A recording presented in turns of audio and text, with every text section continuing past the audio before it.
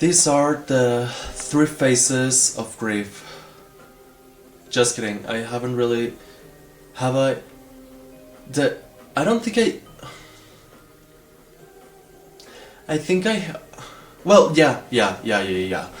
The three phases of grief, because I think we all have gone through that phase, through that feeling, and yeah, for some reason I related that to it being someone dying, but not really. I mean, everyone's constantly dying. If you think about it, people constantly die. We all die. I mean, I feel like I die every day, and I am reborn as a completely different and new human being.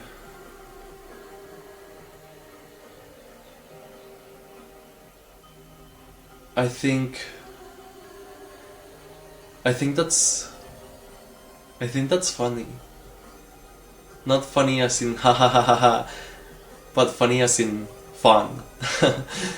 um, yeah, the more I look back into myself, the more I don't recognize myself. The more I acknowledge whatever that was, but I'm like, wow, you can actually do better, and I love that. That's why I don't believe in cancellations. I mean, I do partially, because I know that we are capable as human beings of renovation, but not everyone wants to do what it has to do, what it takes to go through that renovation. So, I mean, are cancellations okay? Yes, I mean it's pretty good actually to call out someone, but I don't think we should like stick this this shame sticker into that person unless they have done some really horrible things, that being things that do go against the integrity of someone else, of another being, and not against oneself. So yeah, if it's like morally personal, I mean, we all hurt people, but there are different grades of hurting, and it's not inevitable to not hurt people. I mean, it's not inevitable to hurt people. Yeah, it's not inevitable to hurt people, but you always have a choice. You always have a choice. There are things that where you actually know that you are hurting someone, and there are things where it just happens, and I guess that's where karma comes into play, because I mean, my vision of karma is that karma goes against you or by your side, defined by the intention of your actions. Give me one sec. I mean, I can be making, I don't know, I can, okay, basic example. I'm cooking something. Well, no, yeah, I'm cooking something. And there are like friends and family, I guess, but they are coming over to have some dinner, but they are bringing someone else, or not bringing someone else. They're just coming over, and one of them doesn't tolerate spiciness. They don't tolerate like peppers, chilies, and stuff like that, and well, they're allergic to that, and you don't remember. Like, let's say you don't remember, or for some reason, yeah, whatever reason, you don't remember. I mean, you put some peppers, you put some chilies, you put some spiciness into that, and then that person ends up in the hospital because you didn't know. I mean, is that making sense? And yeah, you didn't know, so you didn't put the peppers there on purpose. You were just like, oh my god, this is the recipe or something like that.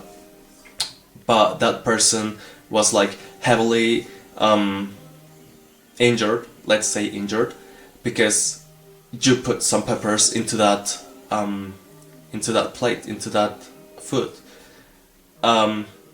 That way, like, karma doesn't play into you because you don't know. I mean, you're like oblivious to whatever is going on, to whatever is the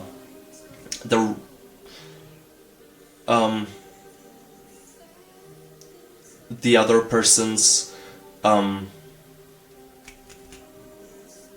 situation. It's not the same thing like doing that than to completely act oblivious and have the whole knowledge of that person not being too keen to chilies and peppers and spiciness, and them actually being allergic to that, and intentionally putting those peppers into that dish. And so you are like actually doing it with malice and wanting to get a reaction out of that person. That's where intention comes in, and that's where karma comes in. Because do good things, I mean,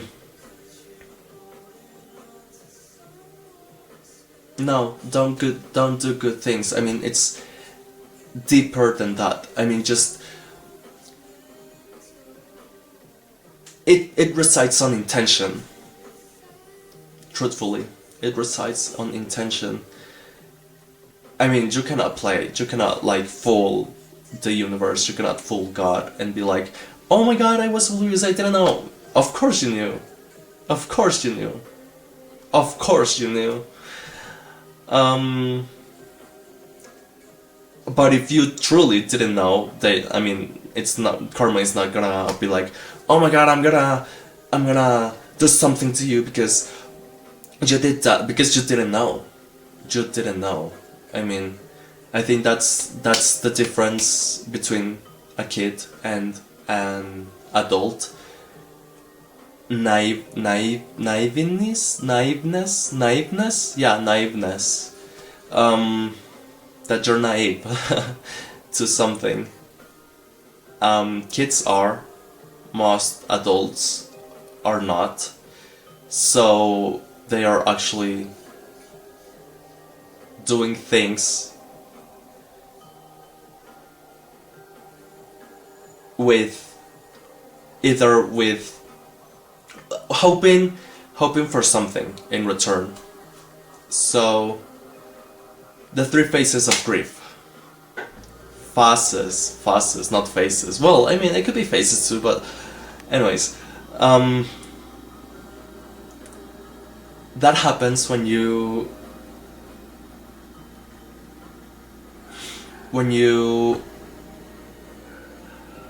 are into something and you want it so bad, so bad, that you are basically obsessing over it, and that's all you think about. It's like, life is beautiful. I mean, wow. But then something happens and you don't get things as you believe them to happen, and you're like, oh, okay, that's okay. I mean, you can get it like, okay, that's okay, whatever. But you can go like downhill because you're like, oh my god, and what is going on? Like, why? I thought this was like the best thing that would ever happen, and this was it. What happened? Either that, or you're actually in the known that you are not getting what you want because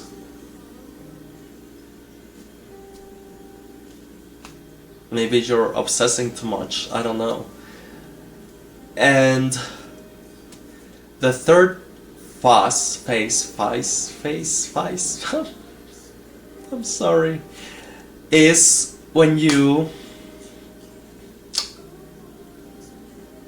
get over it. Like, I mean, it's not easy because you're like, you can get stuck between, like, there's like 1.5, like phase 1, you're like head in the clouds. Phase 2, you're on Earth. No, you're on. Yeah, you're falling from the sky. You're falling from the clouds. No, that's phase 1.5. What's happening with my speech, with my pronunciation? There's phase 1.5, where is you falling. No, yeah, and you want to go back. Like, oh my god, what is going on? And you're like stuck between phase 2, where it's like you actually kind of landing into Earth, but you actually want to go back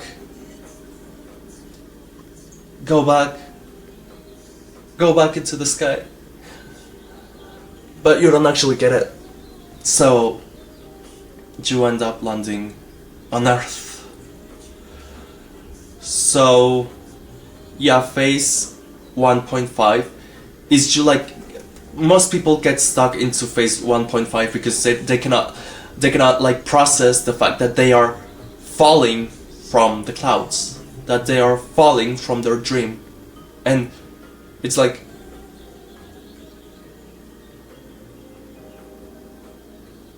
you get stuck, you get like, you freeze, you literally freeze. And then when you land, it's when you're like, oh my god, this is my reality. This is my reality. I mean, you can be like, this is my reality. That was not meant to happen that way. Or you can be like, oh my god, no, I have to get that. I have to get to that point. I don't care how, when, or where, but I have to get back to that point. And that's when you get stuck into that cycle, because you don't, you cannot let go of that. The natural thing to do would be like, okay, you just landed on Earth. Wow. Whoa. Okay. Okay, that was, I mean, it was a fun ride. I mean, it was fun, actually. Acknowledging that, I mean, you went through all of that, but just letting it go. Like, okay, new day. I can get that. I can do it.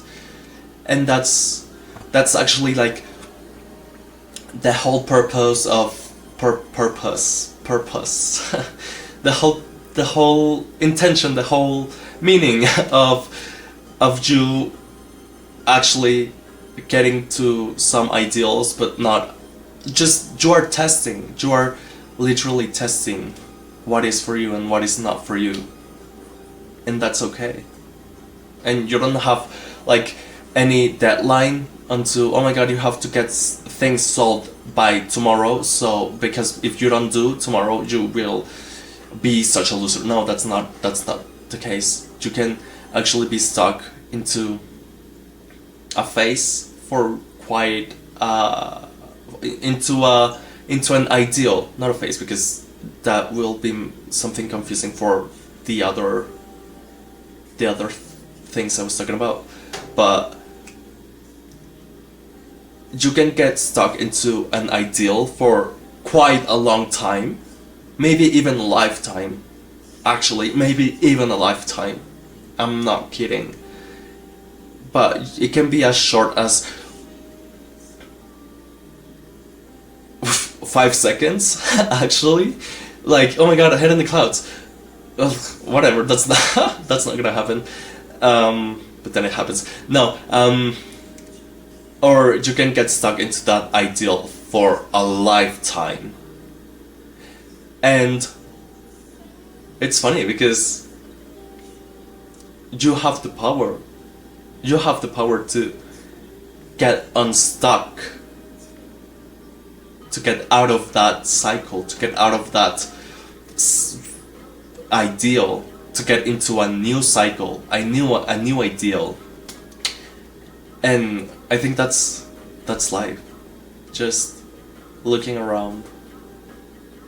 Obviously, settling for someday. Someday, not for some days, settling someday. But actually, I don't think we should settle. I mean, at least I don't feel like I should settle, because I feel like, okay, I have transcended this ideal, this cycle, but then here comes another cycle. It could be bigger or smaller, I don't know, than the past cycle, but the thing is, you're always on an endless cycle after cycle after cycle after cycle, and then you're gone. And then you are gonna become the cycle of someone else. And it's a loop. It's honestly a loop. And that's honestly so fun, because loops are fun. I mean, obviously not getting stuck into one loop, but like testing one loop and then going after another and then going for another one. And I think that's fun. So yeah. This was not what I this was not what I thought I was gonna talk about. But okay, here it is. So see you in the next one, I guess.